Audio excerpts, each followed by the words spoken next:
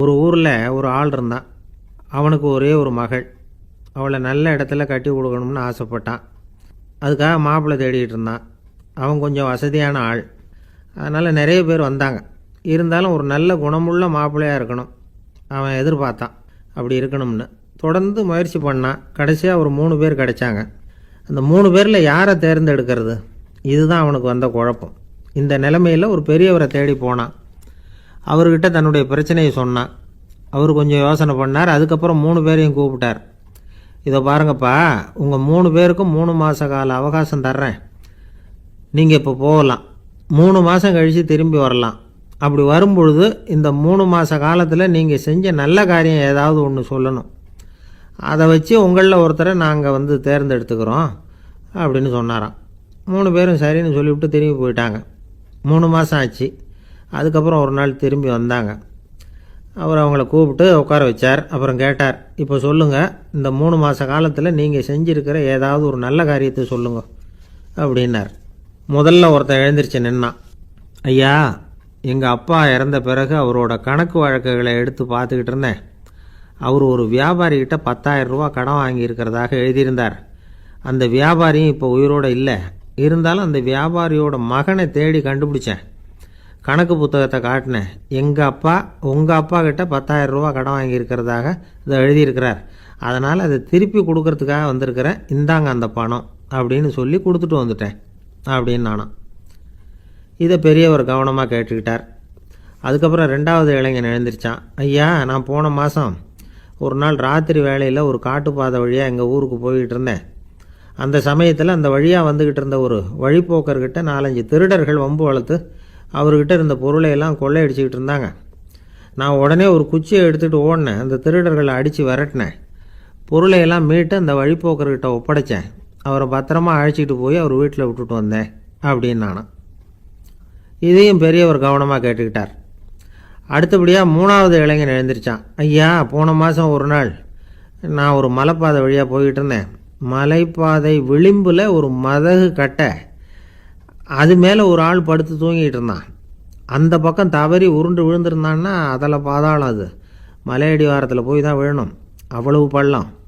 அது தெரியாமல் அவன் பாட்டுக்கு தூங்கிட்டு இருந்தான். நான் உடனே அவன்கிட்ட ஓடி போய் குனிஞ்சு அவன் முகத்தை பார்த்தேன். அப்போ தான் புரிஞ்சுது, அவன் ஏற்கனவே எனக்கு தெரியும். அவனை எனக்கு நிறைய கெடுதல் பண்ணியிருக்கிறான், இடைஞ்சல் கொடுத்தவன். இருந்தாலும் ஐயோ பாவம்னு நினச்சி அவனை எழுப்பி பாதுகாப்பாக வேற ஒரு இடத்துல படுக்க வச்சுட்டு வந்தேன் அப்படின்னு நானா. பெரியவர் இதையும் கேட்டுக்கிட்டார். அதுக்கப்புறம் அவங்க 3 பேரையும் பார்த்து, நீங்கள் போகலாம், நாங்கள் யோசித்து முடிவு பண்ணி உங்களுக்கு சொல்லி அனுப்புகிறோம் அப்படின்னாராம். அந்த இளைஞர்கள் புறப்பட்டு போயிட்டாங்க. அதுக்கப்புறம் அந்த பெண்ணோட அப்பாவை பார்த்து சொன்னார், இந்த 3 பேருமே நல்ல பிள்ளைங்க தான், அதில் ஒன்றும் சந்தேகம் இல்லை. இருந்தாலும் இந்த 3 பேர் செஞ்ச செயல்களையும் ஒப்பிட்டு பார்க்க வேண்டியிருக்கு. முதல் இளைஞன் நேர்மைக்கு எடுத்துக்காட்டாக விளங்குறான். இந்த காலத்தில் இது மாதிரி இளைஞர்களை பார்க்குறது ரொம்ப கஷ்டம்தான். இருந்தாலும் அவன் கடமையை தான் செஞ்சான். 2வது இளைஞன் நல்ல வீரன், தைரியசாலி. ஒரு வீரன் எதை செய்யணுமோ அதைத்தான் இவன் செஞ்சான். இவன் ஒரு லட்சிய மனிதன். 3வது இளைஞன் தன்னுடைய பகைவனுக்கே உதவி செஞ்சுருக்கான். அவன் உயிரை காப்பாற்றியிருக்கிறான். பகைவனுக்கு அருள்வதுங்கிறது ஒரு சாதாரண மனுஷனால் செய்யக்கூடிய காரியம் இல்லை. பகையை மறக்கிறதும் பகைவனுக்கு அருள்வதும் தெய்வீக பண்புகள். அதனால் இவனையே உன்னுடைய மகளுக்கு ஏற்ற மாப்பிள்ளையாக தேர்ந்தெடுக்கலாம் அப்படின்னு சொன்னாங்களாம். ஒரு நல்ல நாளில் அவங்களுக்கு திருமணம் நல்ல விதமாக நடந்து முடிஞ்சுதான். இது சுவாமி சின்மயானந்தர் சொல்லியிருக்கிற ஒரு கதை. இதிலேருந்து நாம் புரிந்து கொள்ள வேண்டிய ஒரு கருத்து, நமக்கு கெடுதல் பண்ணவங்களுக்கும் நாம் நல்லது செய்யணும். ஆனால் நடைமுறையில் அப்படி நம்மளால் செய்ய முடியறதில்ல. அதுதான் சிக்கல். நம்மால் ஒருத்தங்கிட்ட கேட்டேன், ஏண்டா உன்னுடைய பகைவன் ஒருத்தன் அது மாதிரி ஒரு மலைப்பாதை மதகு கட்டையில் படுத்திருந்தா உடனே நீ என்ன நினைப்ப அப்படின்னு கேட்டோம். இது ஒரு அருமையான சந்தர்ப்பம்னு நினைப்பேன் அப்படின்னா. எதுக்குன்னு கேட்டோம். அவனை அந்த பக்கமாக உருட்டி கீழே தள்ளுறதுக்கு அப்படின்னா. ஒரு காடு, நல்ல மரம்லாம் செழிச்சு இருந்தது. அப்படிப்பட்ட காட்டில் ஒரு சாது இருந்தார். அவர் எப்படின்னா எப்பவும் ஒரு மரத்தடியில் உட்காந்துருப்பார். ஏன்னா அவருடைய இருப்பிடமே அதுதான். அவர் என்ன பண்ணுவார், 3 கல் வச்சுருந்தார். செங்கல் மாதிரி இருக்கும், ஆனால் அதை விட கொஞ்சம் பெருசாக இருக்கும். எதுக்கு அந்த 3 கல்லுன்னா அதுதான் அவருடைய படுக்கை. அதாவது தூங்குறப்ப ஒரு கல்லை தலைக்கு கீழே வச்சுக்குவார், இன்னொரு கல்லை இடுப்புக்கு கீழே வச்சுக்குவார், இன்னொரு கல்லை காலுக்கு கீழே வச்சுக்குவார். உடம்பை வந்து அப்படியே ஒரு தகட்டால் மூடிக்குவார், அப்படியே தூங்கி போடுவார். மழை பெய்யுதுன்னு வச்சுங்க, அவர் உடம்பு வந்து 3 கல் மேலே இருக்குதா, அதனால் தண்ணி வந்து அடியில் ஓடி போடும், உடம்பு நனையாது. மேலே தகடு இருக்கிறதுனால மழையும் உடம்புல படாது. அவர் தூக்கமும் கெடாது, நிம்மதியாக தூங்குவார். பகலில் அந்த 3 கல்லையும் ஒரு சேர ஒரு அடுப்பு மாதிரி வச்சு அது மேலே உட்காந்துக்குவார். அதனால் பாம்பு பூச்சி எதுவும் அவரை வந்து தொந்தரவு பண்ணுறதில்ல, அது பாட்டுக்கு நடந்து போயிடும். அவர் பாட்டுக்கு நிம்மதியாக இருப்பார். யாராவது எதையாவது கொண்டுகிட்டு வந்து கொடுத்தா அதை வாங்கி சாப்பிடுவார், அவ்வளவுதான். ஒரு நாள் அந்த நாட்டு அரசன் காட்டுக்கு வேட்டையாட வந்தான். அந்த வழியாக வந்தப்போ இந்த சாது படுத்துருக்கிறத பார்த்தான், பரிதாபப்பட்டான்.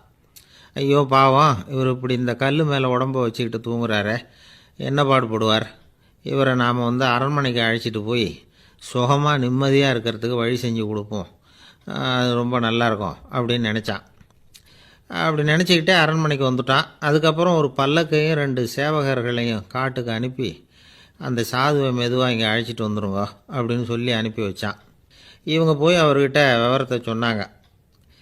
எனக்கு என்னத்துக்கு அரண்மனை வாசம் அப்படின்னார். இருந்தாலும் மன்னர் உத்தரவு, நீங்கள் அவசியம் வரணும் அப்படின்னாங்க இவங்க. சரின்னு சொல்லிவிட்டு வேறு வழி இல்லாமல் புறப்பட்டார். புறப்படும் பொழுது என்ன பண்ணாருன்னா, மறக்காமல் அந்த 3 கல் ஒரு தகடு அதையும் எடுத்து பல்லக்கில் வச்சுக்கிட்டார். என்னத்துக்கு இதையெல்லாம் எடுத்து வைக்கிறாரு அப்படின்னு சொல்லி அவங்க யோசனை பண்ணாங்க. இருந்தாலும் அதை பற்றி ஒன்றும் கேட்கல. பேசாமல் அவரை அழைச்சிட்டு போய் அரண்மனையில் விட்டுட்டாங்க. அரசன் ஓடி வந்தான், வரவேற்றான், அறுசுவை உணவு படைத்தான். அவர் படுக்கிறதுக்கு தங்க கட்டில், பட்டு மெத்தை, இப்படி எல்லாம் ஏற்பாடு பண்ணி வச்சான். இங்கே படுத்து ஓய்வு எடுத்துங்க அப்படின்னு சொல்லிவிட்டு அவன் பாட்டு போயிட்டான். மறுநாள் காலையில் வந்து பார்க்குறான், சாது படுத்துருக்கிறார். எப்படி தெரியுமா, அந்த பட்டு மெத்தை மேலே 3 கல்லையும் வச்சு வழக்கம் போலவே அது மேலே படுத்துருக்கிறார், அதுக்கு மேலே தகடு. அரசன் பார்த்துட்டு அதிர்ச்சி ஆயிட்டான். என்ன சுவாமி இப்படி அப்படின்னா, சாது சொன்னார், எனக்கு வந்து தேவையும் இல்லை குறையும் இல்லை, எல்லா இடத்துலையும் எனக்கு ஒரே மகிழ்ச்சி தான் அப்படின்னார். மகிழ்ச்சிங்கிறது தங்க கட்டிலேயோ பட்டு மெத்தையிலேயோ இல்லை, அது வந்து மனசில் இருக்கிற ஒரு விஷயம். உண்மையான மகிழ்ச்சிக்கு வழி வந்து மனப்பக்குவம் அப்படிங்கிறது அந்த அரசனுக்கு புரிஞ்சுதான். இந்த காலத்தில் ஒரு சாமியார், அவரை தேடி ஒரு சீடன் வந்தான். என்னாச்சு தெரியுமா, சுவாமி எனக்கு நிம்மதி வேணும், அதுக்கு என்ன வழின்னு கேட்டான். சாமியார் நிமிர்ந்து பார்த்தார். அப்புறம் சொன்னார், நீ ஏகப்பட்ட பேர்கிட்ட கடன் வாங்கியிருக்கிற, அதையெல்லாம் திருப்பி கொடுத்தா தான் உனக்கு நிம்மதி கிடைக்கும்னார். இவனுக்கு ஆச்சரியம். அது எப்படி சாமி, அவ்வளவு கரெக்டாக நான் கடன் வாங்கினதை கண்டுபிடிச்சிங்க அப்படின்னா. உனக்கு கடன் கொடுத்து சாமியாராக போனதே நான் தான்ப்பா, அதனால தான் இந்த கதிக்கு வந்தேன். என்கிட்டயே வந்து நிம்மதிக்கு வழி கேட்குறியே, அதுதான்டா வேதனை அப்படின்னாராம் அவர். நம்பிக்கை இல்லைன்னா இந்த உலகத்தில் நாம் வந்து நடமாடவே முடியாது. அவநம்பிக்கையோடு இருந்துக்கிட்டு இருந்தால் என்றைக்கும் அவஸ்தை தான். நாம் நம்புறது நடக்குதோ இல்லையோ அது வேறு விஷயம். ஆனால் எதையும் நம்பி தான் நாம் அடி வைக்க வேண்டியிருக்கு. வேறு ஒன்றும் வேணாம், ஒரு லாட்ரி சீட்டு வாங்குகிறோம், அது எங்கே நமக்கு விழப்போகுது அப்படிங்கிற அவநம்பிக்கையோடவா வாங்குகிறோம். பரிசு நமக்கு தான் அப்படிங்கிற நம்பிக்கை உள்ளூர இருக்கிறதுனால தான் அதை வாங்குகிறோம். இருந்தாலும் முடிவு வேறு மாதிரி ஆகிடுது, அதுக்காக மனசு சோர்ந்து போகிறதில்ல, அடுத்த மாதமும் சீட்டு வாங்குகிறோம். இந்த நம்பிக்கை தான் மனித வாழ்க்கைக்கு ஆதாரம். ஒரு கடையில் போய் டீ சாப்பிட்றீங்க, அந்த டீ நல்ல டீ தானா, அதில் விஷம் கலந்துருக்குமா அப்படிங்கிற சந்தேகம் வந்துட்டுதுன்னு வச்சுங்க. அதுக்கப்புறம் அதை எப்படி நீங்கள் சாப்பிட முடியும், நம்பி தான் சாப்பிட்ணும். ரயில் ஒழுங்காக போய் சேருங்கிற நம்பிக்கை இருக்கிறதுனால தான் அதில் ஏறி உட்காடுறோம். லெட்டர் ஒழுங்காக போய் சேருங்கிற நம்பிக்கை இருக்கிறதுனால தான் பெட்டியில் போடுறோம். சரி, நம்ம கதையெல்லாம் நம்மளோட இருக்கட்டும். மனித நம்பிக்கை வந்து எந்த அளவுக்கு உறுதியாகவும் அறிவுபூர்வமாகவும் இருக்கணுங்கிறதுக்கு அலெக்சாண்டர் வாழ்க்கையில் நடந்த ஒரு சம்பவத்தை உதாரணமாக சொல்லலாம். இந்த உலகத்தையே ஜெயிக்கணும்னு புறப்பட்டார் அலெக்சாண்டர். ஒரு கட்டத்தில் அவர் சிட்னஸ் நதி கரைக்கு வந்து சேர்ந்தார். அந்த சமயத்தில் அவருக்கு கடுமையான நோய் வந்துட்டுது. அவர் கூடவே வந்திருந்த கிரேக்க வைத்தியர்கள் என்னென்னமோ முயற்சியெல்லாம் பண்ணி பார்த்தாங்க. இருந்தாலும் அலெக்சாண்டருக்கு வந்திருக்கிறது என்ன நோய்ங்கிறத அவங்களால கண்டுபிடிக்க முடியல. ஏன்னா அந்த பகுதியில் உள்ளவங்களுக்கு மட்டுமே அதிகமாக வரக்கூடிய ஒரு வினோதமான நோயாக இருந்தது அது. ஆனால் அவர் இருக்கிற இடம் எதிரியோட இடம், பாரசீக மன்னனோட ஆளுகைக்கு உட்பட்ட இடம். என்ன பண்ணுறது அப்படின்னு எல்லாரும் யோசனை பண்ணாங்க. பாரசீக மன்னனோட அரண்மனையில் இருக்கிற வைத்தியர் வந்தால் இந்த நோயை குணப்படுத்தி விடுவார் அப்படின்னு சொன்னாங்க. இருந்தாலும் எதிரியோட நாட்டில் இருக்கிற வைத்தியரை கூப்பிட்டு எப்படி நம்பி வைத்தியம் பார்க்க சொல்கிறது அப்படின்னு சொல்லி எல்லோரும் தயங்கினாங்க. ஆனால் அலெக்சாண்டர் தயங்கலை. பரவாயில்ல, அழைச்சிட்டு வாங்கன்னு விட்டார். உடனே அவரை போய் அழைச்சிட்டு வந்துட்டாங்க. அவர் வந்தார். அலெக்சாண்டர் உடம்பை பரிசோதனை பண்ணி பார்த்தார். சரி, இதை குணப்படுத்தி விடலாம், பயப்பட வேண்டியதில்லை. ஆனால் இதுக்கு ஒரு மூலிகை ரசம் தயார் பண்ணி கொடுக்கணும். நான் போய் அதை தயார் பண்ணிவிட்டு 2 நாளில் திரும்பி வந்துடுறேன் அப்படின்னு சொல்லிவிட்டு போனார் அந்த வைத்தியர். அதே மாதிரி 2 நாளில் திரும்பி வந்தார் மூலிகை ரசத்தோட. இதுக்கு இடையில் அலெக்சாண்டரோட தளபதிகளில் ஒருத்தர் ரகசியமாக ஒரு எச்சரிக்கை கடிதம் கொடுத்து அனுப்பியிருக்கிறான். அதை வாங்கி என்ன விஷயம்னு பார்த்தார். இப்போ உங்ககிட்ட வந்திருக்கிற எதிரி நாட்டு வைத்தியரை நம்பாதீங்கோ, அவன் கொண்டுகிட்டு வந்திருக்கிற மூலிகை ரசத்தில் விஷம் கலந்துருக்குது அப்படின்னு அதில் எழுதியிருக்கு. அதை பார்த்தார் அலெக்சாண்டர். இருந்தாலும் கொஞ்சம் கூட அலட்டிக்கலை. வைத்தியர் கொடுத்த மருந்தை வாங்கி கடகடன்னு குடிச்சிட்டார். குடிச்சுட்டு அதுக்கப்புறம் அந்த கடிதத்தில் இருந்த விஷயத்தை அந்த வைத்தியர்கிட்ட சொன்னார். வைத்தியர் திகைச்சு போயிட்டார். தன் மேலே அலெக்சாண்டர் வச்சிருக்கிற நம்பிக்கையை பார்த்து அவருக்கு ரொம்ப வியப்பு. வைத்தியர் உண்மையிலேயே நல்ல மருந்து தான் கொண்டுகிட்டு கொடுத்துருக்கிறார், அதில் விஷம்லாம் எதுவும் கலக்கலை. அதுக்கப்புறம் அலெக்சாண்டர் அந்த வைத்தியரை பார்த்து சொன்னாராம், நம்பிக்கைங்கிற அச்சாணியை ஆதாரமாக வச்சுக்கிட்டு தான் இந்த உலகம் சுற்றிக்கிட்டு இருக்குது. எனக்கு எதிரியாக இருந்தாலும் பாரசீக மன்னர் ரொம்ப பெரியவர். அப்பேற்பட்ட மன்னருடைய அரண்மனை வைத்தியர் தொழில் நேர்மை இல்லாதவராக இருக்க மாட்டார். அப்படி இருந்தால் அவரை அரண்மனை வைத்தியராக வச்சிருக்கவே மாட்டாங்க அப்படின்னு நம்பினேன். என்னுடைய நம்பிக்கை வீண் போகலை அப்படின்னாராம். இதுதான் மானுட நம்பிக்கைங்கிறது. இந்த காலத்துலேயும் இது மாதிரி இந்த மானுட நம்பிக்கையை ரொம்பவும் சாமர்த்தியமாக கையாளுகிற கெட்டிக்காரங்க சில பேர் இருக்கிறாங்க. இந்த காலத்து குரு, அவருக்கு ஒரு சிஷ்யன். குரு முன்னாடி அந்த சிஷ்யன் ரொம்ப பணிவாக நின்று, குருவே, உங்கள் கையால் விஷத்தை கொடுத்தாலும் அதை வாங்கி மடமடன்னு குடிச்சிருவேன் அப்படின்னா. உன்னுடைய குரு பக்தியை மெச்சினேன் அப்படின்னார் குரு. அதுக்கு அந்த சிஷ்யன், அப்படி இல்லை குருவே, உங்ககிட்ட சிஷ்யனாக இருக்கிறத விட உங்கள் கையால் விஷத்தை வாங்கி குடிச்சு விடுறது ரொம்ப நல்லது, அதனால தான் அப்படி சொன்னேன் அப்படின்னா. ஒரு ஊரில் ஒரு பெரிய ஞானி இருந்தார். அவர் படுக்கையில் இருந்தார். இன்னும் கொஞ்ச நேரம்தான் அவர் இந்த உலகத்தில் இருக்க போகிறார். அவரை சுற்றி ஏகப்பட்ட கூட்டம். ஏற்கனவே அவருடைய உபதேசங்களை கேட்டவங்க பல பேர் அவரை சுற்றி நிற்கிறாங்க. அந்த ஞானி மெதுவாக கண்ணை திறந்து பார்க்குறார். எல்லாரும் அவருடைய கடைசி வார்த்தையை கேட்கறதுக்காக அவளோட காத்துக்கிட்டு இருக்கிறாங்க. அந்த ஞானி மெதுவாக பேச ஆரம்பித்தார். நான் என்னுடைய வாழ்நாள் பூராவும் உங்களுக்கு நிறைய போதனைகள் சொல்லிக்கிட்டு இருக்கிறேன். பேரானந்தம், மகிழ்ச்சி, தியானத்தன்மை, இதை பற்றியெல்லாம் சொல்லியிருக்கிறேன். இப்போ நான் வேறு ஒரு கரைக்கு போய்கிட்டுருக்கிறேன். நான் இனிமேல் இந்த கரையில் இருக்க மாட்டேன். நீங்கள் நான் சொன்னதையெல்லாம் கேட்டீங்க, ஆனால் எதையும் நீங்கள் நடைமுறைப்படுத்தி பார்க்கல. எல்லாம் கேட்டதோடு சரி, அதோடு விட்டுவிட்டீங்க.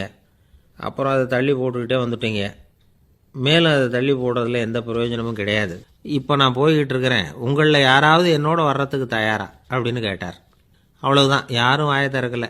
ஒரே மௌனம், சத்தமே இல்லை. ஒருத்தர் பார்த்துக்கிட்டே நிற்கிறாங்க. அந்த கூட்டத்தில் ஒரு ஆள் அந்த ஞானி கூடவே 40 வருஷத்துக்கு மேலே இருந்திருக்கிறான். அவனும் வாயை திறக்காமல் இன்னொருத்தன் முகத்தை பார்த்துக்கிட்டே நிற்கிறான். இந்த சமயத்தில் பின்னாடி நின்றுக்கிட்டு இருந்த ஒருத்தன் கையை தூக்கினான். ஞானி அவனை பார்த்தார். சரி, ஒருத்தனுக்காவது நம்மோட வர்றதுக்கு தைரியம் இருக்குது அப்படின்னு நினச்சார். ஆனால் அந்த ஆள் என்ன சொன்னான் தெரியுமா? ஐயா, நீங்கள் கேட்குறப்போ நான் உடனே எழுந்திருக்கல, கையை மட்டும்தான் தூக்கினேன். என்ன காரணம்னா, நான் எப்படி அடுத்த கரைக்கு சேர்றதுங்கிறது தெரிஞ்சுக்கிறதுக்காக தான். அந்த விவரத்தை மட்டும் இப்போ உங்ககிட்ட இருந்து நான் தெரிஞ்சுக்க ஆசைப்பட்றேன். ஏன்னா இப்போ நான் உங்கள் கூட வர்றதுக்கு தயாராக இல்லை. எவ்வளவோ காரியங்களை நான் இன்னும் இங்கே முடிக்க வேண்டி இருக்குது. வீட்டுக்கு ஒரு விருந்தினர் வந்திருக்கிறார். என்னுடைய இளைய மகனுக்கு கல்யாணம் பண்ணி வைக்கணும். அதனால் இன்றைக்கி உங்கள் கூட வர முடியாது. அது மட்டும் இல்லை, இப்போ உங்கள் கூட அடுத்த கரைக்கு வந்தால் திரும்பி வர முடியாதுன்னு வேறு சொல்கிறீங்க. அதனால் இப்போ நான் வரல. இன்னொரு நாள் நிச்சயமாக நான் வர்றேங்க, உங்களை சந்திக்கிறேன். அதனால் இப்போ நீங்கள் இன்னொரு தடவை எங்களுக்கு விளக்கமாக சொல்லணும். ஏற்கனவே பல தடவை சொல்லியிருக்கிறீங்க. தயவு பண்ணி இப்போ ஒரு தடவை சொன்னீங்கன்னா சௌகரியமாக இருக்கும். அந்த அடுத்த கரையை அடையிறது எப்படி? இப்போ ஒரு தடவை அதை விளக்கமாக சொல்லிட்டிங்கன்னா நல்லா ஞாபகப்படுத்திக்குவேன். அது சரியான சமயம் வர்றப்போ இது எனக்கு உதவியாக இருக்கும் அப்படின்னு நானா. ஆனால் உண்மை என்ன தெரியுமா? அந்த சரியான சமயம் வரவே இல்லை அப்படிங்கிறது தான் உண்மை. இப்படி அந்த கதை முடியும். இந்த கதை அந்த ஒரு ஆளுக்கு மட்டும் இல்லை, கிட்டத்தட்ட எல்லாருக்குமே அது பொருந்தும் அப்படிங்கிறாங்க விவரம் தெரிஞ்சவங்க. எல்லாருமே அந்த சரியான தருணத்துக்காக தான் காத்துக்கிட்டு இருக்கிறாங்களாம். அதுக்காக ஜோசியம் பார்க்குறாங்க, கைரேகை பார்க்குறாங்க, நாளைக்கு என்ன நடக்குங்கிற ஆவலில் எல்லாரும் காத்துக்கிட்டு இருக்கிறாங்க. ஆனால் அந்த ஒரு நாள் ஒருபோதும் வரப்போகிறதில்ல. நீங்கள் தள்ளி போடுறதுக்காக பல அர்த்தமில்லாத காரணங்களை தேடுறீங்க அப்படிங்கிறார் ஒரு ஞானி. காத்திருக்கிறதுலேயே நம்ம காலம் ஓடி போயிடுது. ஏன்னா இன்னைக்கு நாம் சிந்திக்கிறது நாளைக்கு நாம் சிந்திக்கிறது இல்லை. ஒவ்வொரு நாளும் ஒவ்வொரு மாதிரி போயிடுது. நாளைக்கு மறுநாளை பற்றியே சிந்திக்கிறோம். இப்படியே அது பாட்டுக்கு போயிடும். கரையை தொட்டு பார்க்குறது எப்போ? இதுதான் கேள்வி. நமக்கு வேண்டியப்பட்ட ஒருத்தர் ஒரு ரயில்வே பிளாட்ஃபாரத்தில் நின்றுட்டு இருக்கிறார். அங்கே இருக்கிறவங்க கிட்ட கேட்குறாராம், விசாரிக்கிறார். ஏங்க கிழக்க போகிற ரயில் போயிட்டுதுங்களான்னாராம். போயிட்டுதுன்னு இருக்கிறாங்க. கொஞ்ச நேரம் கழிச்சு ஏங்க மேற்க போகிற ரயில் போயிட்டுதுங்களான்னு கேட்டிருக்காரு. போயிட்டுதுங்களான் இருக்காங்க. அப்புறம் கொஞ்ச நேரம் கழிச்சு மறுபடியும் ஏங்க 10:30 மணி வண்டி போயிட்டுதான்னு கேட்டிருக்காரு. தொடர்ந்து காலையிலேருந்து சாயந்தரம் வரைக்கும் இப்படி ஒரே இடத்துல நின்றுட்டு கேட்டுக்கிட்டே இருக்கிறார். இதை பார்த்துக்கிட்டு இருந்த ஒருத்தர் அவர்கிட்ட வந்து, ஏங்க நீங்கள் எங்கே போகணும் அப்படின்னு கேட்டாராம். இவர் மெதுவாக சொன்னாராம், இந்த ரயில்வே லைனை தாண்டி அந்த பக்கம் போகணும் அப்படின்னாராம். ஒருத்தர் ரொம்ப கவலையோடு உட்காந்துருந்தார். எதை பற்றி சார் கவலைப்படுறீங்கன்னு கேட்டோம். எதிர்காலத்தை பற்றி கவலைப்படுறேன்னார். ஏன்னு கேட்டோம். என்ன பண்ணுறதுன்னே தெரியல சார், எதிர்காலம் ஒரே இருட்டாக இருக்குது, பாதையே புரியலன்னார். இன்றைக்கி நம்ம இளைஞர்கள் பல பேருக்கு எதிர்காலம் இருட்டாக தான் தெரியுது. அவங்கெல்லாம் இந்த கதையை கொஞ்சம் கேட்கணும். ஒரு மலை அடிவாரத்தில் ஒரு சின்ன கிராமம். அந்த மலை ரொம்ப உயரமானது. அடர்த்தியாக செடி கொடிகள் மரங்கள் அதில் மண்டி கிடக்குது. பகல் வேளையில் இருட்டாக தான் இருக்கும், அவ்வளோ அடர்த்தி. அந்த மலை உச்சியில் ஒரு கோவில். நாள் ராத்திரியே புறப்பட்டால் தான் காலையில் அந்த கோவிலுக்கு போய் சேர முடியும். கிராமத்து இளைஞன் ஒருத்தன் அந்த மலை உச்சிக்கு போக வேண்டியிருந்தது. கையில் ஒரு விளக்கை எடுத்துக்கிட்டு நாள் ராத்திரியே புறப்பட்டான். புறப்பட்டு போனவன் கிராமத்து எல்லையிலேயே நின்றுட்டான். ஏன் தெரியுமா? அவன் கையில் இருந்த விளக்கோட வெளிச்சம் 10 அடி தூரத்துக்கு தான் தெரியுது. அது வரைக்கும் தான் பாதை தெளிவாக இருக்குது. அதுக்கு அப்பாலெல்லாம் ஒரே இருட்டாக இருக்குது, பாதை புரியல. இவன் யோசனை பண்ணி பார்த்தான். மனசுக்குள்ள ஒரு சந்தேகம். 10 அடி தூரம் தானே வெளிச்சம் தெரியுது, அப்படின்னா நாம் 10 அடி தூரம் தானே போக முடியும். அதுக்கும் அந்தாண்ட ஒரே இருட்டாக இருக்குதே, அதில் எப்படி நாம் நடந்து போகிறது? நாம் ரொம்ப தூரம் நடந்து போய் ஆகணுமே. அப்படிப்பட்ட நினப்பெல்லாம் அவனுக்கு வந்துட்டுது. இதுதான் அவன் மனசில் ஏற்பட்ட தயக்கம். இப்படி யோசிச்சுக்கிட்டே அந்த இளம் ஆசாமி புறப்பட்ட இடத்துலையே நின்றுக்கிட்டு இருக்கிறான். அந்த சமயத்தில் ஒரு வயசான பெரியவர் அந்த பக்கமாக வந்தார். அவர் கையில் இதை விட சின்னதாக ஒரு விளக்கு வச்சுருந்தார். அது எப்படின்னா அது ஒரு 5 அடி தூரத்துக்கு தான் வெளிச்சம் காட்டுது. அவ்வளவு சின்ன விளக்கு. அவரும் மலை உச்சிக்கு போகிறதுக்காக தான் வந்துக்கிட்டு இருக்கிறார். அவரை பார்த்து இவன் கேட்டான், என்ன பெரியவரே, இவ்வளவு சின்ன விளக்கை வச்சுக்கிட்டு அவ்வளவு தூரத்துக்கு எப்படி மலையேற போகிறீங்க அப்படின்னு கேட்டான். நீ ஏன் இப்படி தயங்கிக்கிட்டே நிற்கிறேன்னு கேட்டார் பெரியவர். என்கிட்ட இருக்கிற விளக்கு 10 அடி தூரத்துக்கு தான் பாதையை காட்டுதுன்னா. இப்போ பெரியவர் சொன்னார், தம்பி, உன் கையில் இருக்கிற விளக்கு கொடுக்குற வெளிச்சத்தை வச்சு நீ முதல்ல 10 அடி தூரம் முன்னாடி போ. 10வது அடியில் போய் நின்றுக்கிட்டு பாரு. மறுபடியும் ஒரு 10 அடி தூரத்துக்கு பாதை தெரியும். இப்படி உன் கையில் இருக்கிற விளக்கு தொடர்ந்து வெளிச்சம் காட்டிக்கிட்டே இருக்கும். நீ முன்னேற முன்னேற அந்த வெளிச்சமும் முன்னேறும். அதனால் எத்தனை கிலோமீட்டர் தூரம் வேணும்னாலும் நீ இந்த 10 அடி தூரம் வெளிச்சத்தை வச்சுக்கிட்டே நீ போயிடலாம், புறப்படு அப்படின்னார். இப்போ தான் அந்த பெரியவர் சொன்னது இளைஞனுக்கு பளிச்சுன்னு புரிஞ்சுதான். உடனே உற்சாகமாக புறப்பட்டான், உச்சிக்கு போய் சேர்ந்தான். இந்த கதையிலேருந்து நாம் புரிஞ்சிக்க வேண்டியது என்ன தெரியுமா? நீண்ட கால திட்டம் ஒன்று போடும் பொழுது நமக்கு முன்னாடி இருக்கிறத மறந்துட்டு மனசை போட்டு குழப்பிக்கக்கூடாது. உங்கள் கையில் என்ன இருக்கோ அதுலேயே உங்கள் எதிர்காலம் மறைஞ்சிருக்குது. கண் முன்னாடி தெரியறத வச்சு ஆரம்பிங்க, போக போக வழி தானாக புலப்படும் அப்படிங்கிறார் ஒரு பெரியவர். பெரிய பயணங்களையெல்லாம் இப்படி தான் நடத்த வேண்டியிருக்கும். ஒவ்வொரு அடியாக எடுத்து வச்சா ஓடி போய் சேர்ந்து விடலாம். மலைச்சி போய் நின்றுட்டா நின்றுக்கிட்டே இருக்க வேண்டியது தான். நம்ம ஆள்லாம் ரொம்ப மோசமான இருக்கிறாங்க. ஒருத்தன் அப்படி தான் நீண்ட தூர பிரயாணம் ஒன்று புறப்பட்டான். ரயில் போய்கிட்டே இருந்தது. கொஞ்சம் தூரம் போச்சு, பாதி வழியில் கையில் வச்சுருந்த டிக்கெட்டை காற்றுல விட்டுட்டான். ஐயோ, என் டிக்கெட்டு போயிட்டுதே அப்படின்னு கத்த ஆரம்பிச்சுட்டான். பக்கத்தில் இருந்த பெரியவர் அவனை பார்த்து பரிதாபப்பட்டு, கவலைப்படாத தம்பி, போனால் போகுது, வேறு டிக்கெட் வாங்கிக்கலாம் அப்படின்னு ஆறுதல் சொன்னார். அதுக்கு அவன் சொல்கிறான், சார், நான் அதுக்காக அழலை, அந்த டிக்கெட்டு கிடைச்சா தானே நான் எந்த ஊருக்கு போகணுங்கிறது எனக்கு தெரியும் அப்படிங்கிறான். ஒரு குரு, இளம் சீடர்கள் எதிரில் உட்காந்துருக்கிறாங்க. குரு பாடம் நடத்திக்கிட்டு இருக்கிறார். சீடர்களுக்கு ஒரு ஆசை, அதாவது ஒரு முக்கியமான மந்திரத்தை நம்ம குருநாதர்கிட்ட இருந்து கற்றுக்கணும் அப்படிங்கிறது அவங்க ஆசை. அது என்ன மந்திரம்னா, இறந்தவரை உயிர்ப்பிக்கக்கூடிய புனித மந்திரம். அதாவது செத்தவங்களுக்கு மீண்டும் உயிர் உண்டாக்குகிற மந்திரம். குருவே, தயவு பண்ணி அந்த மந்திரத்தை எங்களுக்கு உபதேசிக்கணும் அப்படின்னு கேட்டாங்க. அது ரொம்ப ஆபத்தானது, அது என்னத்துக்கு உங்களுக்கு வேண்டாமேன்னாராம் குரு. எங்களுடைய நம்பிக்கை உறுதிப்படுறதுக்காகத்தான் கேட்குறோம், வேற ஒன்றும் இல்லை அப்படின்னாங்களாம் சீடர்கள். பக்குவப்படாத அறிவுங்கிறது ரொம்ப ஆபத்தானது அப்படின்னாராம் குரு. இது சீடர்களுக்கு புரியல. அது எப்படிங்க பக்குவப்படாத அறிவு ஆபத்தானதுன்னு சொல்கிறீங்க, அப்படின்னா என்ன அப்படின்னு கேட்டிருக்காங்க சீடர்கள். குரு அதுக்கு விளக்கம் கொடுத்தாராம். அந்த மந்திரத்தை எப்போ பயன்படுத்தணுங்கிறது முக்கியம். அதை அறியக்கூடிய ஞானம் ஏற்படுகிற வரைக்கும் அதை தெரிஞ்சுக்காமல் இருக்கிறது தான் நல்லது, இல்லைன்னா ஆபத்துன்னாராம். ஆனால் அந்த சீடர்கள் அதை கேட்குற மாதிரி இல்லை, ரொம்ப பிடிவாதம் பண்ண ஆரம்பிச்சுட்டாங்க. சரி வாங்க சொல்கிறேன்னார் குரு. எல்லாரும் வந்தாங்க. அந்த புனித மந்திரத்தை அவங்களுக்கு ரகசியமாக உபதேசம் பண்ணார். உபதேசம் பண்ணிவிட்டு அவங்களுக்கு எச்சரிக்கையும் கொடுத்தார்.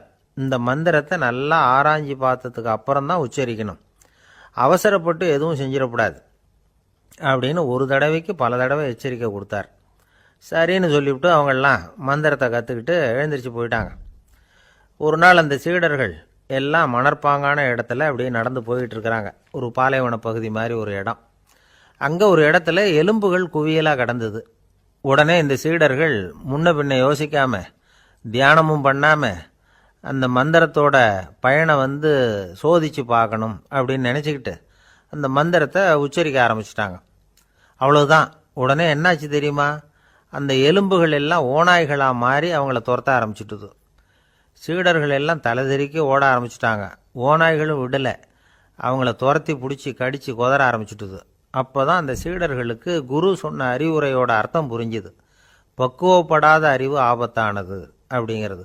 அதனால் இதிலேருந்து நாம் தெரிஞ்சுக்க வேண்டியது என்னென்னா, நாம் நம்ம அறிவை வளர்த்துக்கிட்டால் மட்டும் போதாது, அந்த அறிவை எப்போ எப்படி பயன்படுத்தணும் அப்படிங்கிற பக்குவமும் நமக்கு வரணும். அப்போ தான் வாழ்க்கை நல்லபடியாக அமையும், இல்லைன்னா இடைஞ்சல் தான். இந்த காலத்தில் சில சின்ன பிள்ளைங்களுக்கே அறிவு ரொம்ப பக்குவப்பட்டிருக்குங்கிறத உணர முடியுது. ஒரு சின்ன பையன் பள்ளிக்கூடத்தில் மார்க் லிஸ்ட் கொடுத்தாங்க, வாங்கிக்கிட்டு அவசரமாக வீட்டுக்கு ஓடினான். எதிரில் வந்த ஒருத்தர் கேட்டார், என்ன அவசரம், ஏன் இப்படி வேகமாக ஓடுறேன்னார். எங்கள் அம்மா கிட்ட அடி வாங்கணும், அதுக்காக தான் ஓடுறேன்னா. அடி வாங்கிறதுக்காக இவ்வளவு அவசரம்னார் அவர். அப்படி இல்லைங்க, நான் போகிறதுக்குள்ளே எங்கள் அப்பா வீட்டுக்கு வந்துட்டாருன்னா அவர்கிட்ட அடி வாங்க வேண்டியிருக்கும், அதை அவாய்ட் பண்ணுறதுக்காக இப்படி ஓடுறேன் அப்படின்னு நானான் அந்த பையன். ஒரு தீக்குச்சி தீப்பெட்டியை பார்த்து கேட்டுதான், நாம் 2 பேரும் தானே உரசிக்கிறோம், ஆனால் நான் மட்டும் தீப்பிடிச்சி எரிஞ்சு போகிறேன், நீ அப்படியே இருக்கிறியே அப்படின்னு தான். அதுக்கு தீப்பெட்டி சொல்லியிருக்குது, உனக்கு தலையில் கணம் இருக்குது அதனால் அழிஞ்சு போகிற அப்படின்னு தான். எப்படி இருக்கு பாருங்கள் இந்த பதில். தலையில் கணம் உள்ளவங்க யாருமே சரியாக இருக்க முடியாது, எவ்வளவு பெரியவங்களாக இருந்தாலும் சரி, ரொம்ப கஷ்டம்தான் அது. கர்வம்ங்கிறது கூடவே கூடாது. இதை விளக்கிறதுக்கு மகான் ஒருத்தர் ஒரு சம்பவத்தை சொல்கிறார். அர்ஜுனன் தீர்த்த யாத்திரை பண்ணானா. அப்போது தென்னிந்தியாவுக்கு வந்திருக்கிறான். ராமேஸ்வரத்துக்கு போனப்போ அங்கே இலங்கைக்கு கல்லுலாம் அடுக்கி போடப்பட்டிருந்த பாலத்தை பார்த்தானா. ஒரு சின்ன குரங்கு அதுக்கு பக்கத்தில் விளையாடிக்கிட்டு இருந்திருக்கு. அதை பார்த்துட்டு அர்ஜுனன் சிரிச்சிருக்கான். ஏன் சிரிக்கிறேன்னு கேட்டிருக்கு அந்த குரங்கு. ராமன் மிகச்சிறந்த வில் வீரன், அப்படி இருக்கிறப்போ அவன் இலங்கைக்கு அம்புகளாலேயே ஒரு பாலம் கட்டியிருக்கலாம். அதை விட்டுட்டு போயும் உன்ன மாதிரி குரங்குகளை துணையாக வச்சுக்கிட்டு இப்படி ஒரு கருங்கல் பாலத்தை கட்டியிருக்கிறானே அப்படின்னு நானா. அம்புகளால் பாலம் கட்ட முடியுமா அப்படின்னு கேட்டு தான் குரங்கு. ஏன் முடியாது, என்னால் முடியுமேன்னு இருக்கான் அர்ஜுனன். அம்பால் பாலம் கட்டலாம், இருந்தாலும் என்ன மாதிரி குரங்குகள் ஏறி நடந்தா அது தாங்குமா? அதனால தான் ராமர் கருங்கல் பாலமே கட்டினார் அப்படின்றது குரங்கு சொல்லிச்சான். அப்படியே சொல்கிற, நான் வேணும்னா இப்போ அம்புகளாலேயே ஒரு பாலத்தை கட்டுறேன், நீ அது மேலே ஏறி நடந்து பார், பாலம் விழுந்துட்டுதுன்னா நான் தீ மூட்டி அதில் குதித்து உயிர் தியாகம் பண்ணி விட்றேன் அப்படின்னு நான் ரொம்ப கோபமாக.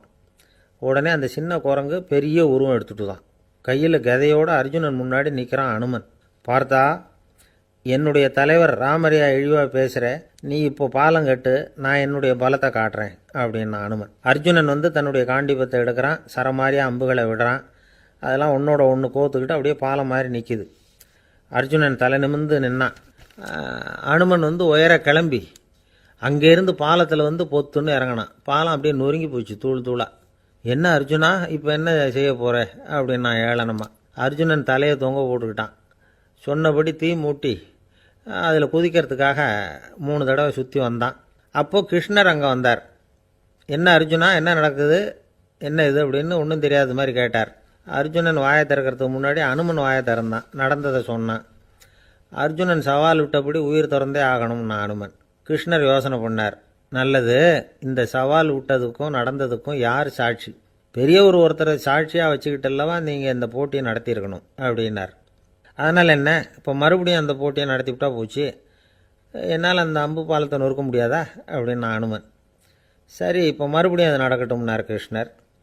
அர்ஜுனன் அம்பு பாலம் அமைச்சான். அனுமன் ஏறி குதிச்சான். பாலம் அசைஞ்சு கொடுக்கவே இல்லை, அவ்வளோ உறுதியாக இருக்குது. இப்போ அனுமன் தலையை குனிஞ்சிக்கிட்டான். அர்ஜுனன் நன்றியோடு நிமிர்ந்து பார்த்தான். கிருஷ்ணருடைய தோள்கள்லேயும் முதுகள்லேயும் ரத்தம். என்ன சுவாமி, என்ன நடந்ததுன்னு நான் பதறி போய், உன் அம்பு பாலத்தை நான் தான் மூட்டு கொடுத்து தாங்கிக்கிட்டு இருந்தேன். அனுமன் குதித்தப்போ என் மேலே ஏற்பட்ட காயங்கள் இவை. பின்ன உன்னுடைய அம்பு பலத்தினாலேயா பாலம் நின்றுதுன்னு நினைக்கிறேன் அப்படின்னாரான். முதல்ல அர்ஜுனன் அப்புறம் அனுமன் 2 பேருக்குமே கர்வ பங்கம் ஆகிட்டு தான். அதாவது அவங்கக்கிட்ட இருந்த கர்வம் போயிட்டுது. யாராக இருந்தாலும் கர்வம் கூடாதுங்கிறத இதிலேருந்து நாம் புரிஞ்சுக்கணும். இந்த காலத்தில் நாமெல்லாம் எந்த விஷயத்துக்கெல்லாம் கர்வப்பட்டுருக்கோம் தெரியுமா? 2 பெண்கள் தங்களுடைய கணவன்மார்களை பற்றி ரொம்ப பெருமையாக பேசிக்கிட்டாங்களாம். அதில் ஒரு அம்மா சொல்லியிருக்கு, என் வீட்டுக்காரர்கிட்ட எந்த சப்ஜெக்ட் கொடுத்தாலும் சரி அந்த விஷயத்தை பற்றி அழகாக 1 மணி நேரம் பேசுவார் அப்படின்னாங்களாம். உடனே இன்னொரு அம்மா, அது என்ன பிரமாதம், என் வீட்டுக்காரருக்கு சப்ஜெக்டே தேவையில்லை, விஷயமே இல்லாமல் நாள் பூரா பேசிக்கிட்டு இருப்பார் அப்படின்னாங்களாம். ரொம்ப நாளைக்கு முன்னாடி ஒரு நாள் கோவலன் நாடகம் நடந்தது. எங்கள் மதுரையில் நடந்தது. அதில் ஒரு முக்கியமான கட்டம். கண்ணகி கிட்ட சிலம்பை வாங்கிக்கிட்டு அதை விற்கிறதுக்காக மதுரை நகருக்கு புறப்படுறான் கோவலன். அந்த சமயத்தில் கண்ணகி பாடுற மாதிரி ஒரு நாடக பாடல் நாடக ஆசிரியர் எழுதினது. அது என்ன பாட்டுன்னா, மா பாவியோர் கூடி வாழும் மதுரைக்கு மன்னா போகாதீர் என்று அப்படின்னு ஆரம்பிக்கும் அந்த பாட்டு. இதுதான் அந்த பாட்டு. இதை கண்ணகி மேடையில் பாடின உடனே கூட்டத்தில் சலசலப்பு.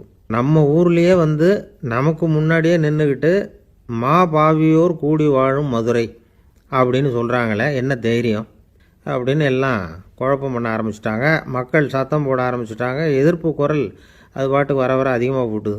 கொண்டுக்கிட்டு வா அந்த நாடக ஆசிரியரை, எழுதுனது யார் அப்படின்னு ஒரே சத்தம், கூச்சல்.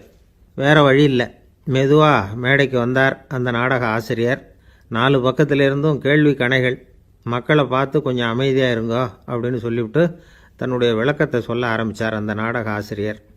மா அப்படின்னு சொன்னால் திருமகளாகிய லட்சுமி அப்படின்னு அர்த்தம். பா அப்படின்னா கலைமகளாகிய சரஸ்வதி. வி அப்படின்னா மலைமகளாகிய பார்வதி. மா பாவியோர் அப்படின்னா திருமகளும் கலைமகளும் மலைமகளும், இவங்க மூவரும் அப்படின்னு அர்த்தம். இந்த 3 பேரும் வாழ்கின்ற மதுரை புனிதம் நிறைந்தது, சகல செல்வங்களும் நிறைஞ்சது. அப்படிப்பட்ட ஊரில் நான் அணிந்து கொள்ளும் இந்த சாதாரண சிலம்பை யார் வாங்கிக்குவாங்க அப்படிங்கிற எண்ணத்தோடு தான் கண்ணகி அப்படி சொல்கிறா. அதை நினச்சி தான் நான் எழுதினேன். ஆகவே மதுரையை ரொம்ப சிரமப்படுத்தணும், ரொம்ப மோசமாக எழுதணும் அப்படிங்கிற எண்ணம்லாம் எனக்கு கிடையாது. பெருமைப்படுத்தணும்னு நினச்சி தான் அப்படி எழுதினேன் அப்படின்னு விளக்கம் கொடுத்தாராம். இந்த விளக்கத்தை கேட்டதும் எல்லாரும் ரொம்ப சமாதானம் ஆகிட்டாங்களாம். இப்படி விளக்கம் கொடுத்த அந்த நாடக ஆசிரியர் யார் தெரியுமா? அவர் தான் தமிழ் நாடக உலகின் முதல் ஆசான் சங்கரதாஸ் சுவாமிகள். அவருக்கு நகைச்சுவை உணர்வும் அதிகம். 1920ஆம் ஆண்டு திருநெல்வேலியில் அவர் தங்கியிருக்கிறார் நாடகம் நடத்துறதுக்காக. அவர் தங்கியிருந்த வீட்டில் கொசு மூட்டை பூச்சி அதிகமாக இருந்திருக்கு. அவரால் தூங்கவே முடியல. அவர் அனுபவித்த தொல்லைகள் ஒரு பாட்டாக உருவாச்சு. வேடிக்கையாக ஒரு பாட்டு எழுதினாராம். மூட்டையும் கொசுவும் ஒரு வீட்டிலே மீட்டிங் போட்டால் முன்னே நிற்க யாரால் முடியும்? கொசு மோகன ராகம் போல சத்தம் போட்டு முன்னே நின்று செய்திடும் யுத்தம். இதை மறுநாள் நாடகத்தில் கோமாளி வேஷம் போட்ட ஒரு சிறுவனை விட்டு பாட வச்சிருக்காரு. எல்லாரும் சிரித்து ரசித்தாங்களாம். சங்கரதாஸ் சுவாமிகள் கல்யாணமே பண்ணிக்கல, துறவி மாதிரியே வாழ்ந்திருக்கார். தமிழ் நாடக கலைக்கு தன்னையே அர்ப்பணம் பண்ணிட்டவர் அவர். 1922 நவம்பர் மாதத்தில் ஒரு நாள் புதுச்சேரியில் அவர் வாழ்க்கை முடிஞ்சுது. அப்போ அவருக்கு வயசு 55. சங்கரதாஸ் சுவாமிகள் நாடக ஆசிரியர் மட்டும் இல்லை, மேடை நாடக இயக்குனர், தயாரிப்பாளர், அவரே ஒரு சிறந்த நடிகர். ஒரு தடவை சாவித்திரி நாடகத்தில் இவர் யமதர்மனாக வேஷம் போட்டு நடிச்சிருக்கிறார். நாடகம் பார்த்துக்கிட்டு இருந்த கருவுற்ற ஒரு பெண்மணிக்கு பயத்தினால அங்கேயே குழந்தை பிறந்துட்டு தான். அந்த நிகழ்ச்சிக்கு அப்புறம் இவர் இந்த வேஷம் போடுறப்போலாம் ஜனங்களுக்கு முன்கூட்டியே எச்சரிக்கை கொடுக்க ஆரம்பிச்சிருவாராம். அதாவது அப்படி யாராவது பயப்படுறவங்க இருந்தால் கொஞ்சம் கண்ணை மூடிங்க அல்லது எழுந்திரிச்சு போடுங்கன்னு. நடிப்புன்னா அப்படிலாம் இருக்கணும். இந்த காலத்தில் நடிகர் ஒருத்தர் சொன்னார், சார் நான் இந்த நாடகத்தில் நடிக்கிறப்போ முகத்தில் நவரசங்களையும் காட்டி நடித்தேன், உணர்ச்சிகளை எல்லாம் நல்லா காட்டி நடித்தேன். அப்படி இருந்து ஜனங்கள் கல்லை எடுத்து மேடையில் வீசிவிட்டாங்க சார் அப்படின்னார். நாடகத்தில் உங்களுக்கு என்ன வேஷம் அப்படின்னு கேட்டாங்க. அது செத்து கிடக்கிற பணமாக நடித்தேன் சார் அப்படின்னார். ஒரு நண்பர் அவர்கிட்ட பேசிக்கிட்டு இருந்தேன். மனித உறவுகள் பற்றி அவர் சொல்லிகிட்டு இருந்தார். அமெரிக்காவில் தந்தை மகன் உறவு எப்படி இருக்குது அப்படிங்கிறத விளக்கிறதுக்கு அவர் ஒரு கதையை சொன்னார்.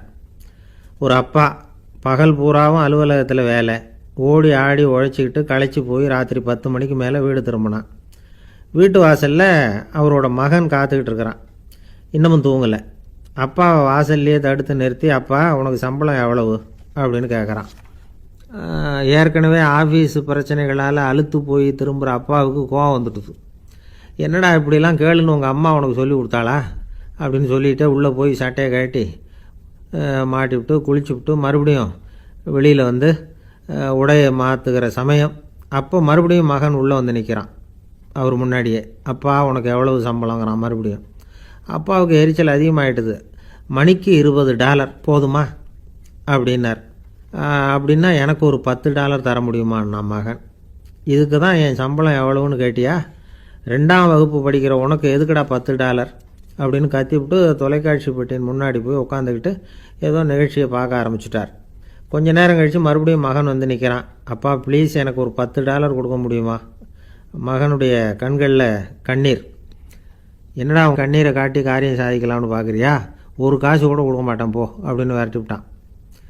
மகன் கண்ணீரை தொடச்சிக்கிட்டே கண்ணை தொடச்சிக்கிட்டு பேசாமல் போய் படுத்துக்கிட்டானான். கொஞ்ச நேரம் ஆச்சு. அப்பாவோட கோபம் கொஞ்சம் கொஞ்சமாக குறைஞ்சிது. பிள்ளைகிட்ட கோபமாக கத்துனது தப்பு தாங்கிறது புரிஞ்சுது அவனுக்கு.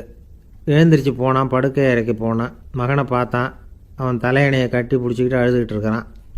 அவனை மெல்ல நெருங்கி அவங்ககிட்ட எதமாக பேசுகிறதுக்கு ஆரம்பித்தானான். எதுக்குடா உனக்கு $10 பள்ளிக்கூடத்தில் கேட்டாங்களா அப்படின்னு கேட்டானான். மகன் சொல்லியிருக்கான், இல்லை டாடி, உனக்கு 1 மணி நேரம் சம்பளம் $20ன்னு சொன்னேன். நீ ஏற்கனவே எனக்கு கொடுத்த பாக்கெட் மணி $10 என்கிட்ட இருக்குது. இப்போ நீ இன்னொரு $10 கொடுத்தீங்கன்னா அதையும் சேர்த்து $20 ஆகிடும். அந்த $20 நான் உனக்கு கொடுத்துருவேன். அப்படி கொடுத்தா நீ என் கூட 1 மணி நேரம் செலவழிப்ப இல்லையா? அதுக்காக தான் $10 கேட்டேன் அப்படின்னு சொன்னானான். அந்த அப்பா கண்ணு கலங்கி போச்சான். ஆதரவோடு தன்னுடைய மகனை கட்டி பிடிச்சி அழ ஆரம்பிச்சிட்டாராம். இதுதான் நண்பர் சொன்ன கதை. அமெரிக்கா மட்டும் இல்லை, உலகம் பூராவும் இன்றைக்கி மனித உறவுகள் இப்படி தான் மாறிட்டுருக்கு. பெரியவர்கள் அறிவுரை என்ன தெரியுமா? உங்கள் குழந்தைகளிடமிருந்து குழந்தை பருவத்தை பிரித்து விடாதீர்கள் அப்படிங்கிறது தான். அதாவது இன்றைய குழந்தைகள் தங்கள் பிருந்தாவனத்தை இழந்து விடுகிறார்கள் அப்படிங்கிறது அவங்களுடைய கருத்து. இந்த நிலைக்கு நாம் காரணமாக இருந்துடக்கூடாது. குழந்தைகளோட விளையாடுவோம், குடும்பத்தோடு உறவாடுவோம் அப்படிங்கிறது தான் நம்முடைய நோக்கமாக இருக்கணும். இன்றைய உறவு முறைக்கு இன்னொரு உதாரணம் சொல்லுவாங்க. ஒருத்தர் வந்தாராம், அவர் பக்கத்தில் ஒரு சின்ன பையன். நாம் அவரை விசாரிக்கிறோம், யார் இந்த பையன் அப்படின்னா அவர் சொல்கிறார், இவன் எனக்கு தூரத்து உறவு அப்படின்னாராம். இந்த தூரத்து உறவுன்னா எப்படின்னு இருக்கான். இதுக்கு அவன் சொல்லியிருக்கிறான், இவன் எங்கள் அப்பாவுக்கு 8வது புள்ளை அப்படின்னானான். ஒரு சீன தேசத்து அரசர் இருந்தார். அவருக்கு வயசாயிட்டுது. அவருக்கு அடுத்தபடியாக அவருடைய புள்ள பட்டத்துக்கு வரணும், ஆட்சி பொறுப்பை ஏற்றுக்கணும். ஒரு நல்ல தலைவனுக்கு இருக்க வேண்டிய பண்புகள்லாம் தன்னுடைய மகனுக்கு இருக்கணும்னு விரும்பினார் அந்த அரசர். அதனால் இளவரசனை பக்கத்தில் இருந்த ஒரு குரு கிட்ட அனுப்புனார். இளவரசன் அவர்கிட்ட போய் சேர்ந்தான். அந்த குரு என்ன பண்ணார் தெரியுமா? இவனை பார்த்து சொன்னார், இதை பாருப்பா, நீ என்ன பண்ணுற, இப்போவே பக்கத்தில் இருக்கிற காட்டுக்கு போ, நடுக்காட்டில் போய் ஒரு இடத்துல உட்காந்துக்கோ. அங்கே என்னென்ன சத்தம்லாம் உன் காதில் விழுதுன்னு கவனித்து கேளு. உன் காதில் விழுந்த ஓசைகள் என்னென்னங்கிறத என்கிட்ட சொல்லு, அதுதான் எனக்கு தெரியணும், உனக்கு வேலையும் அதுதான் அப்படின்னு சொல்லி அனுப்பி வச்சுட்டார். இளவரசன் காட்டுக்கு போனான். குரு சொன்னபடியே ஒரு இடத்துல உட்காந்து கவனித்து கேட்டான். அதுக்கப்புறம் குருக்கிட்ட திரும்பி வந்தான். என்னென்ன சத்தம்லாம் கேட்ட அப்படின்னு கேட்டார் குரு. குருவே, காட்டில் நான் பறவைகள் சத்தம்லாம் கேட்டேன், மிருகங்களின் ஓசையையும் கேட்டேன், இதை தவிர இடி மின்னல் மழை இதுகளோட சத்தத்தையும் கேட்டேன் அப்படின்னா. குரு யோசனை பண்ணார், நீ இன்னமும் சரியாக கேட்கல, அதனால் மறுபடியும் காட்டுக்கு போ, கொஞ்ச நாள் தங்கியிருந்து கேட்டுட்டு வா அப்படின்னார். இளவரசனுக்கு ஒன்றும் புரியல. இருந்தாலும் குருவின் கட்டளையாச்சே, மறுக்க முடியுமா? உடனே அவன் மறுபடியும் காட்டுக்கு போனான். ஒரு இடத்துல உட்காந்தான். கொஞ்ச நேரம் உன்னிப்பாக கவனித்து கேட்டான். சில நாள் கழித்து குருக்கிட்ட திரும்பி வந்தான். குருவே, இந்த தடவை சில துல்லியமான சத்தங்களை எல்லாம் கேட்டான். தேனி பறக்கிற சத்தம், நீரோடையின் மெல்லிய ஓசை, இதெல்லாம் கேட்டேன்னா. குரு சிரித்தார். நீ மறுபடியும் காட்டுக்கு போ, இன்னும் சில நாள் அங்கே இரு, முழுமையாக கவனமாக கேட்டுக்கிட்டு வா அப்படின்னு சொல்லி அனுப்பி வச்சுட்டார். இளவரசனுக்கு குழப்பம் அதிகமாயிட்டுது. ஒன்றுமே புரியல. மறுபடியும் காட்டுக்கு போனான். மௌனமாக ஒரு இடத்துல உட்காந்துட்டான். அப்படியே தியானத்தில் ஆழ்ந்துட்டான். சில நாளில் அவனுக்கு இதுவரை கேட்காத ஓசைகள்லாம் கேட்க ஆரம்பிச்சிட்டுது. இதைத்தான் நான் கேட்கணும்னு என்னுடைய குரு எதிர்பார்த்துருக்கிறாருங்கிறத புரிஞ்சுக்கிட்டான்.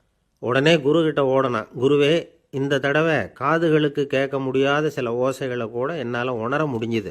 பூ மலருகிற ஓசை, சூரியனால் பூமி சூடாகிறப்போ எழுகிற ஓசை, காலை பனித்துளியை இந்த புல்லுலாம் குடிக்கிற ஓசை, இது எல்லாம் என்னால் நல்லா கேட்க முடிஞ்சுது அப்படின்னா.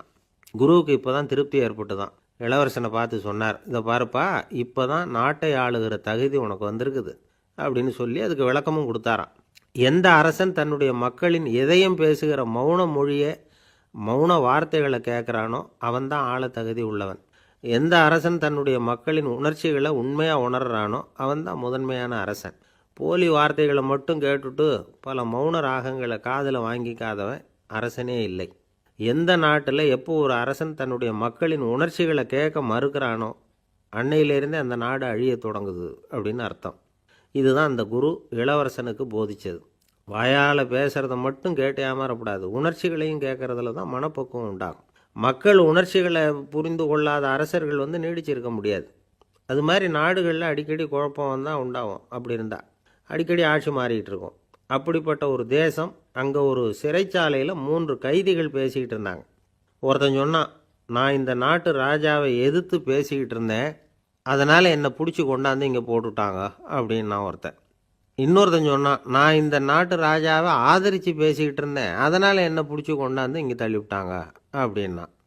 அது சரி, நீ என்ன தப்பு பண்ண அப்படின்னு சொல்லி 3வது ஆளை பார்த்து இவங்க கேட்டாங்க. அதுக்கு அந்த ஆள் சொல்கிறான், நான் தான் இந்த நாட்டு ராஜா அப்படின்னானா.